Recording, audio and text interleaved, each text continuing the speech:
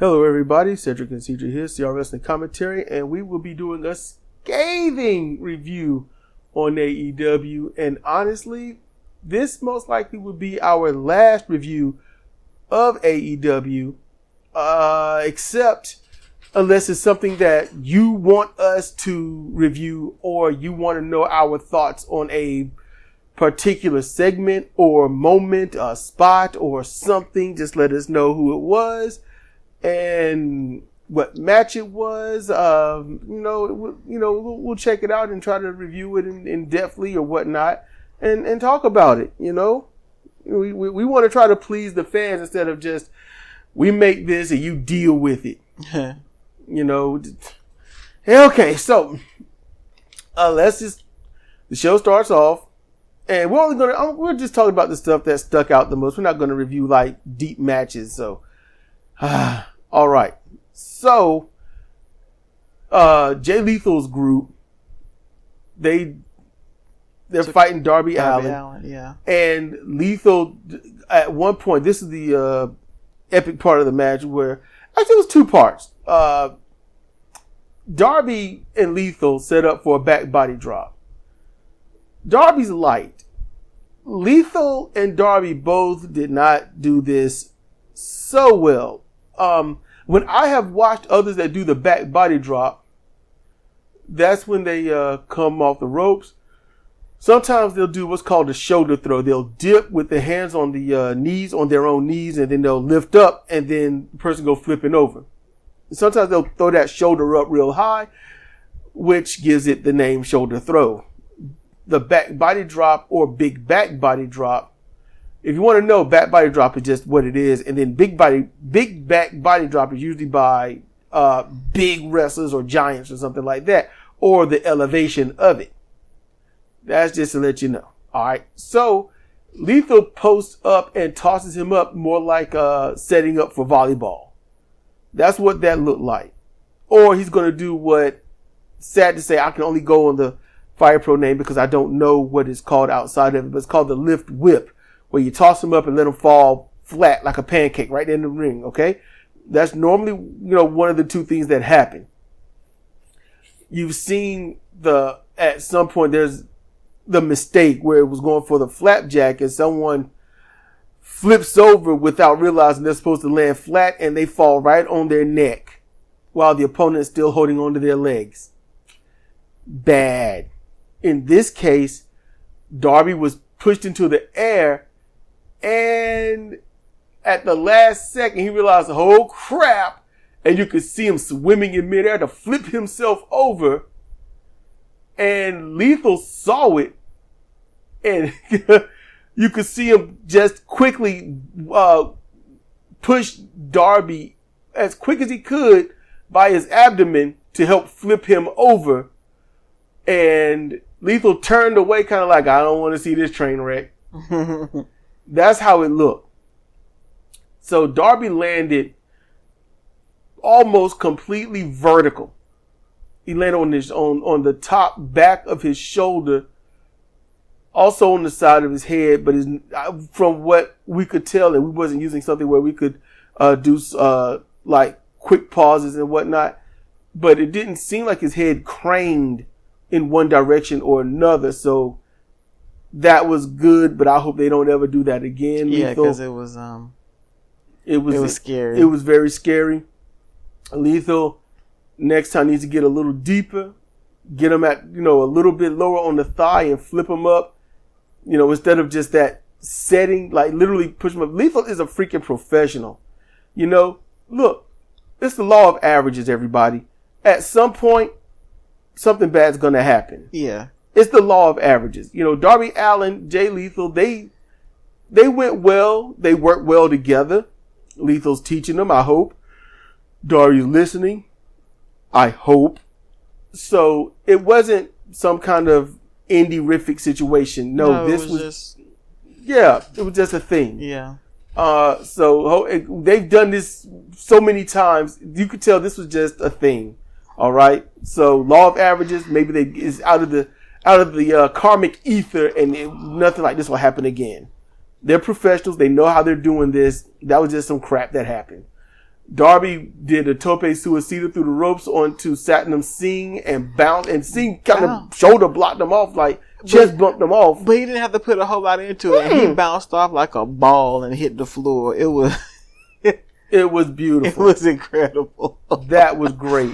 At the end of the match, things was happening, and then it's Sting! I'm like, no, that dude is short. He is little. Short, little, no build. Of course, the Sting face was a mask.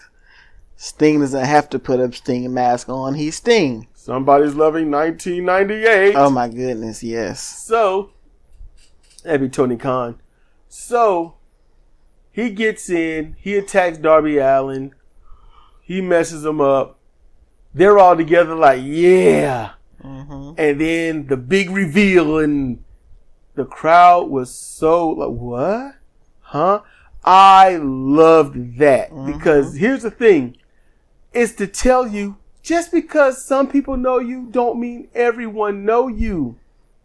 You've got a bunch of people literally, huh? You can hear it in the crowd. What? Who? What? Who is this?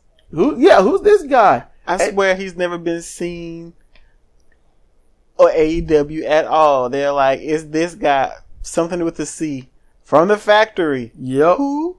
We don't know who it is. And look, we're not coming across elitist like some of these other podcasters. We're not being elitist. When we say who, we're literally like, we don't know who this person is. If we've seen him, it's been so distant. His name isn't very. His name is not familiar. His face is not familiar. Nothing is familiar. He's a brand new dude to us. We don't know who this person is and why it is important. We don't know. It was stupid. You got Jay and them smiling, kind of like, ha ha ha. I'm like, what? Wow. And then later, somebody with a name come out, and that's Jeff Jarrett. And he hits Darby Allin over the head with the guitar. Yep. And look, when Jeff Jarrett came out, you heard a reaction. Everybody knew who that was. Yep. He looked in great shape. He looked in better shape than he was when he wrestled Flair in the Flair's final match. Yep. Which isn't that far from this, really. Yeah, which makes sense why him and Jay are all that makes sense now. Yep. It's making sense now. And Jeff Jarrett can turn that company on its head. And he went for the jugular of the modern wrestling fans. He cut a heel promo. He wanted to say more, but the crowd was too busy, just jerking off to hear him. So he had to cut that promo short. You could see it on his face. You could almost see contempt, like, man, y'all are really stupid. You could see it. So he had an awesome hat on too. I know that hat was, man. The black cowboy hat, and it had this like chain band on it. It was really pretty. The lights didn't dim everybody. The hat just took the light. It was really pretty. And he did such a good job and gained a whole lot of heat as. Yes, for me and my time watching wrestling, I have not seen anybody to garner more heat than Jeff Jarrett. MJF can come close, but I haven't seen MJF. No, MJF can't come close. And I'm gonna tell you why. Because MJF can get that heat, and he can make you hate him, right? Mm-hmm. Jeff Jarrett gets that damn near instantly. Yeah. Jeff Jarrett gets that in before he even really cuts his promo. Ric Flair's last match, he went out there and he yanked the vitriol from them people. He hadn't even got out the aisleway. The build up to Flair's last match was so good. Yes, was so good. It was a beautiful story. That it was like old school territory. That they were swiping at his ass. Yeah, they tried to come over the railing. Yes, the dude reached for him. That Jarrett had. I'm coming over there to get you heat, and he got it quick. MJF ain't there yet, but here's the thing, okay? Keep in mind, you ain't got to have that type of heat. Oh no, there's various forms of heat. True. To get. Various forms. And MJF is a master at his, which is more or less, Roddy Piper style. So he's at that area. So look, MJF, he's awesome. But right now he's being taught. Okay. So that piece of business is done. Let's see. What was the next? Because I don't want to just jump all the way around. I don't know what the next match was. You don't know what the next match was? That was the next match. Lee Moriarty versus Jon Moxley. Goon. The Goon. And look, straight up. Yeah, they let Lee Moriarty look good. But at the same time, Lee Moriarty was wrestling circles around Moxley. He was. Moxley, wrestling. Yeah. Actually wrestling. And I know Jim Cornette isn't going to like anything about Lee Moriarty because he's small, he's green, and it's not just the color of his hair. And he doesn't need to be in there with someone like Moxley, who's pretty much just as green, but he's a name. See, that's that elitism right there. When you're like, he's a name. And look, this ain't a tangent, but critically thinking, seriously, if no one should be in there because they're not a name, then that means no one can climb the roster because they're not a name. They're just there. Mm-hmm. Their opening match to at best mid-card. And that's where they will always stay. And then you got those people who are names because they were bought from some other company where they became popular. And now they're a name.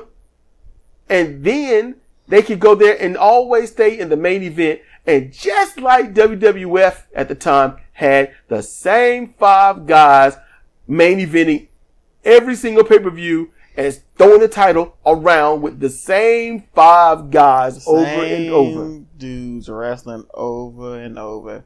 It's boring. So if you're a name, you get the main event. And if you're not, you stay elsewhere. Ergo, this company will have, let's say, Moxley. They will have Danielson. Let's see, it'll be Joe, Lethal, and some are they're leaving me, but I can throw in I'm not gonna use. But none of the dudes you named are gonna get the title anytime soon. So I guess it'd be Moxley wrestling himself and winning. Well, yeah, but they're names and they would stay up there. In MJF, I don't know how they're gonna do him. I don't. That's why I don't say MJF. Because MJF is hot. But MJF technically isn't a name. You see what I'm saying? If you're a name, and I'm only going on what Cornette has said, then that means you are wanted. That means people in other companies know you, and they pretty much can't wait for you to be free to use you if you are available and you are not some hard person to work with. So you're only a name if you come from WWE. That's what it sounds like to me. And that's what sucks. That's what sucks. But I'm just going on that. Me, I'm like, okay, a name, build them up. Work with them. Tony Khan trying to build people up. I'm going to give him that.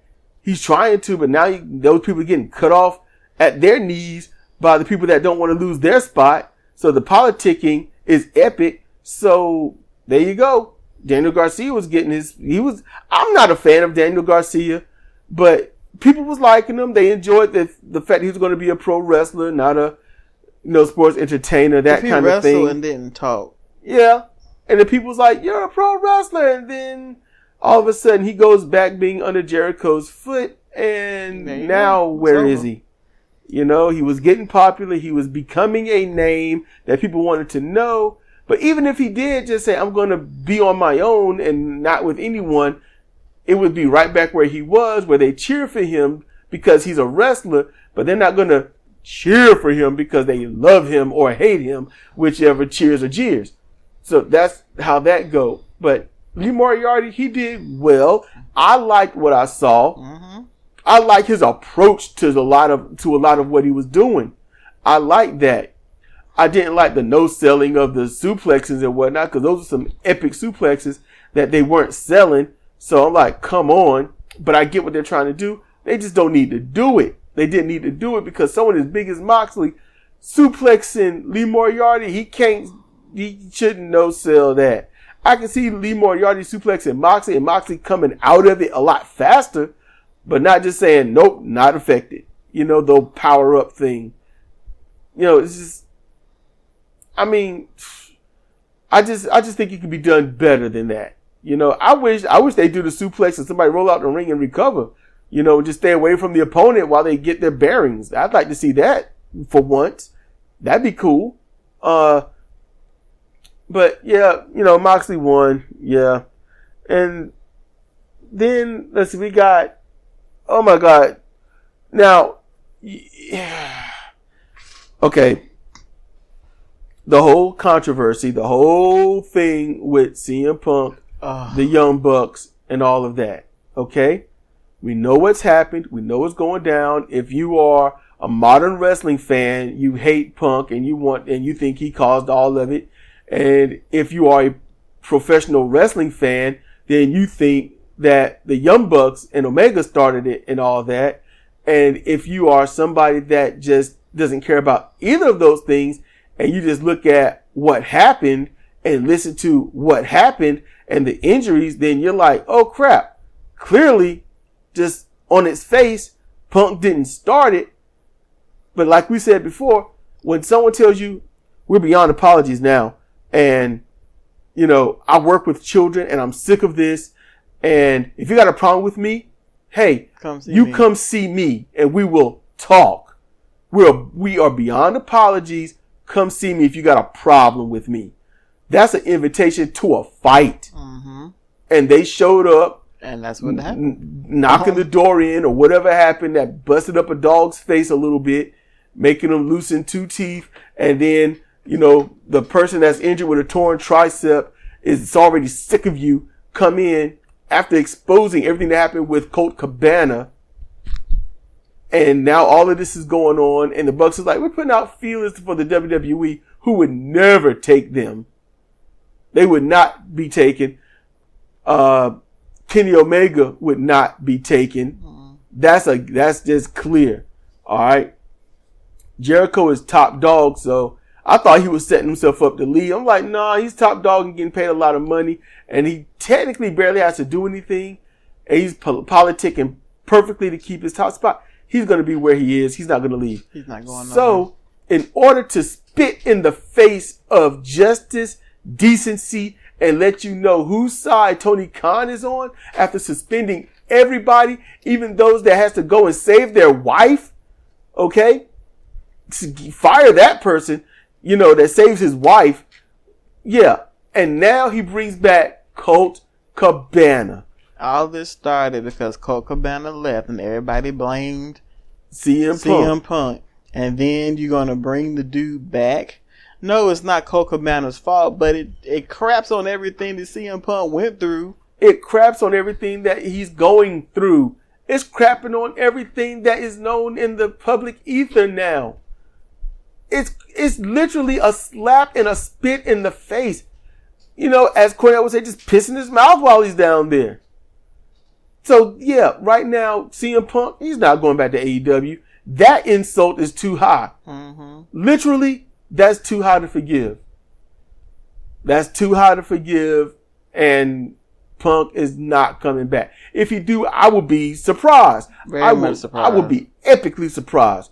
But if I was Punk, no. But Punk is also used to that, you know, screw you money. So that means if there was another guy trying to start a promotion saying that he's going to do everything the right way and make it about professional wrestling, how it was always meant to be, what brought it into prominence and all that other stuff, and going to listen to those that actually been there and done it and take all the best notes from them to make sure that the wrestling company is ran properly from the ground up, he won't go there because they're not going to be able to offer him millions.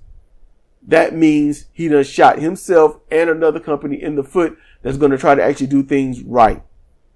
That's what that means. And that's getting in your own way. And that right there is the worst way to be. Trying to run a business, but you won't help anybody start theirs to help yours. You got a problem. So that's where Punk falters.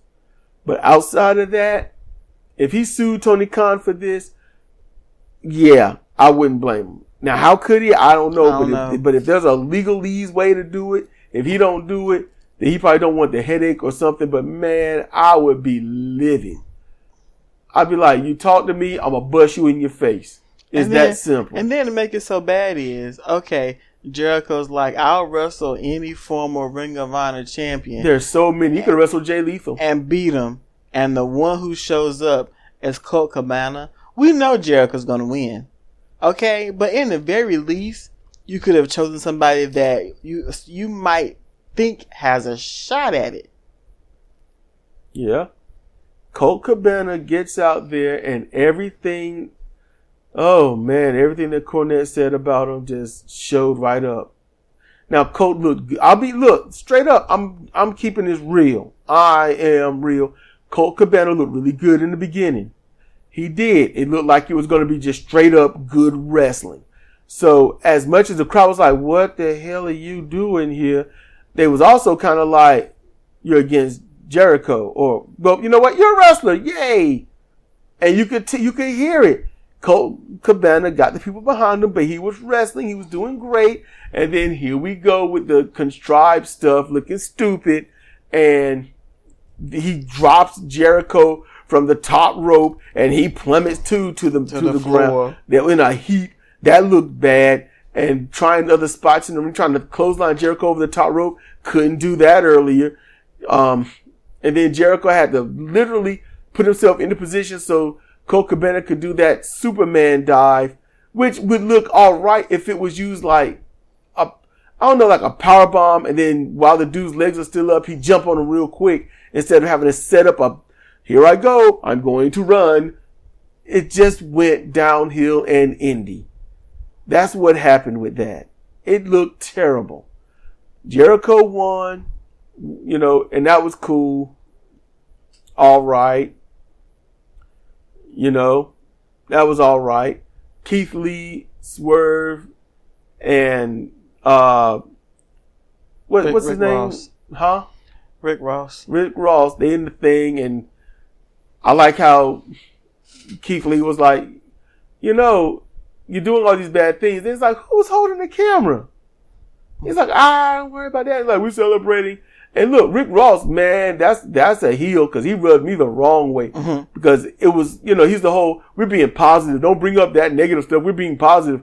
I legitimately in my life ran through that crap when somebody would wrong me and I want to explain how they wronged me. And somebody's like, man, why don't you be positive instead of bringing up, the past? And I'm like, the past was just 40 seconds ago.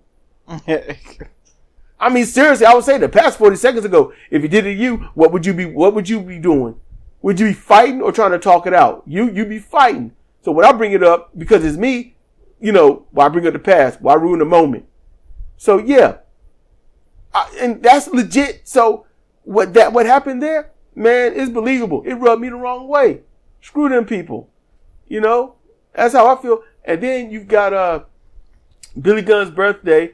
So both his hands are all messed up or whatnot. And then the Acclaim doing the whole, good grief, I wish this would end because it was embarrassing. It was boring. It ran too long.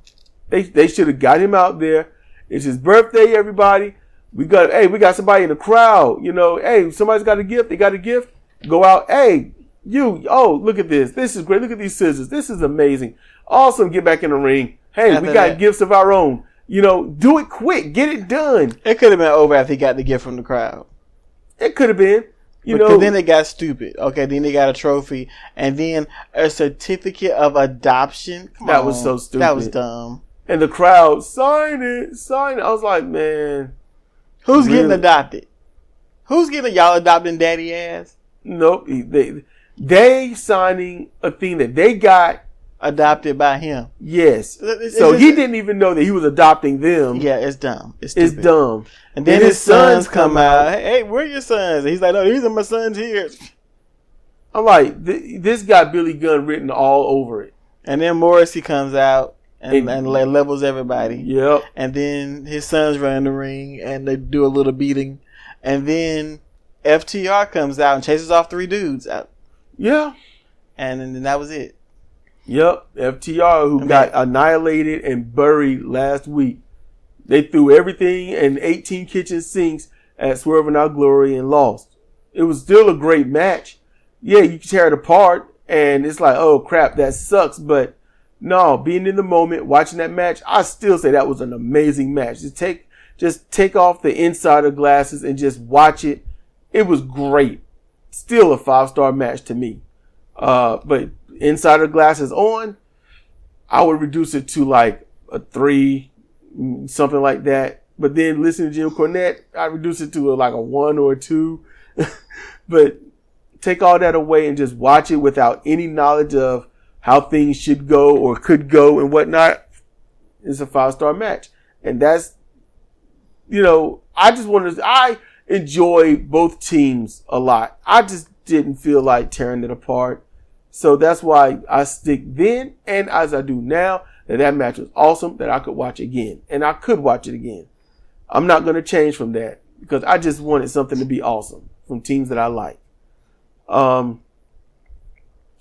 My favorite AEW wrestler got into the ring, and that's Jade Cargill. Mm-hmm. Why? Most improved and still trying to improve.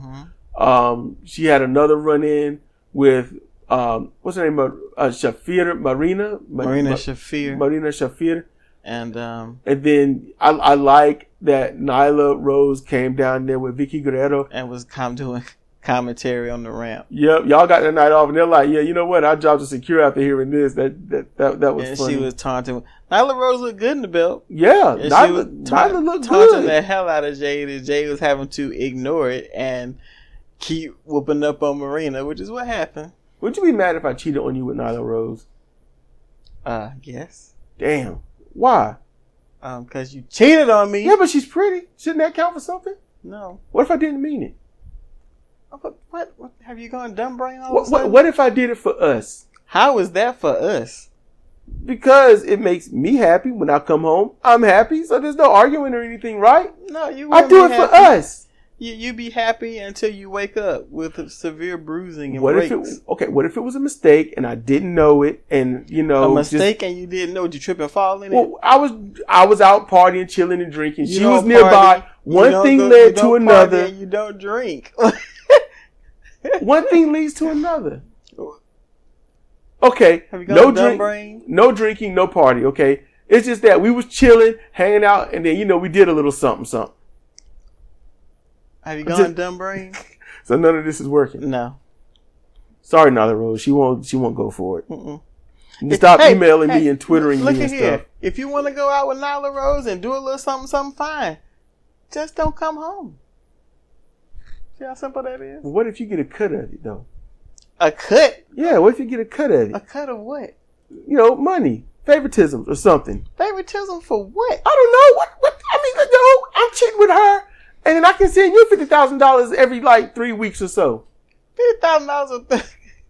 Bitch, don't make $50,000 to be giving it to you every 3 weeks. Man, can you go with the hypothesis here or something? Come on, work with me. You're not, come on now. So there's no, it's just no. Okay, so. What if I cheated with Anthony Bowens? I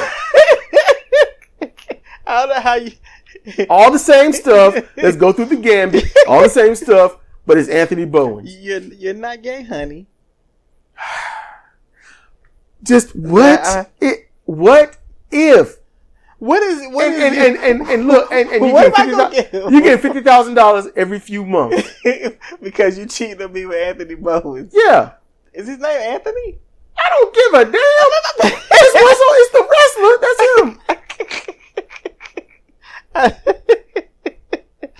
him. Seeing that you be sacrificing a lot since you are not a gay man.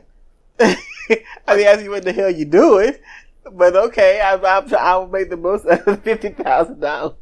So it'd be all right if it was Anthony Bowens, but not Nyla Rose. Because I don't know if you'd be enjoying it.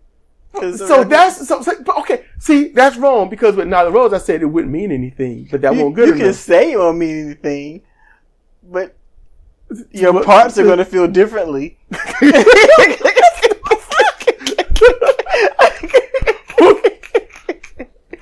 I'm trying not to be vulgar. Oh my God. Oh my good. Oh, okay. Okay, what if it's Pollo Del Mar? Okay, how about you take all the questions you're asking me and change the players, and it's me and Powerhouse Hobbs. See? Okay. All right, you never coming home, and I'm getting $50,000 every 3 months. Uh-huh. That's cool, because we broke up, but I'm getting $50,000. I can buy a new girl.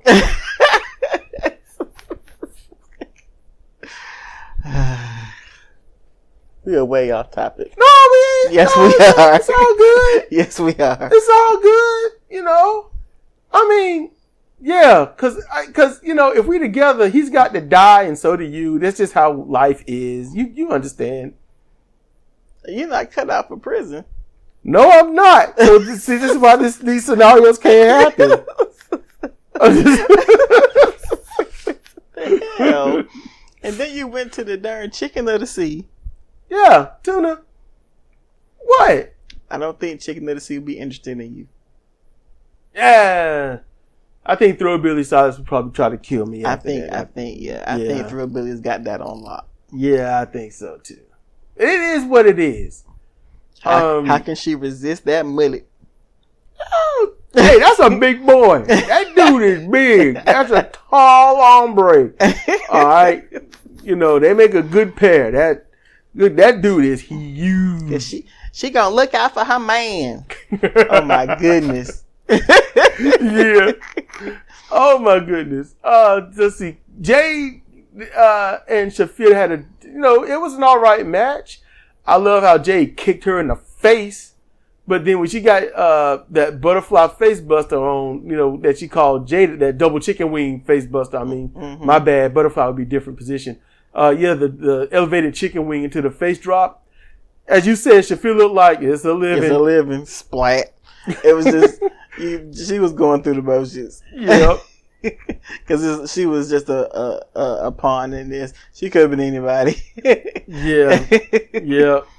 And I like how I wish they had showed how Nyla Rose bolted up out of there, because her escapes have been funny. Bolted out there and looked like she hit Kiera Hogan in the head on the way. Yep. Like slammed her into the entrance ramp or something. Some entrance tunnel, I mean. She messed up, holding her head, and Jay gonna come and stand over her, barking at her. That was didn't even help her up. Nope, didn't help her up. Just, the other flunky had to help her up. Sorry about your damn luck, and moved on. That was brutal. Jade is a super heel. Mm-hmm. That's a super heel for you right there. I ain't gonna lie. I know how things look, but I wonder how she'd get along with MJF if they work together for a mutual assured destruction of enemies. Just for a couple of weeks, because, just it happens. Yeah, because he's that bastard and she's that bitch, so, Yeah. It could work. It could work. You can do a little something business. I think that covers everything, don't it? Yeah. That should be everything. All right. I hope y'all enjoyed this. But, please, if you can, if you got requests, let us know. All right. It could be in this video here in the comment section on YouTube, or the comment section on Spreaker. It could also be on one of the other shows that I upload. Just if you got a question about something, go ahead and ask it. It's all good. And if I got to find something to watch it or whatnot, it's cool. Just, you can link it or join Discord. And so if you're like, hey, what do you think about this? And just link it there and I'll do something on it or whatnot. So, I'm trying to be, like with y'all. I'm trying to be a part of the people instead of just saying deal with it. So it's a community. Let's try to make it as that. Let's commune. Yes. So it's been Sedrik and Sidra for CR Wrestling Commentary.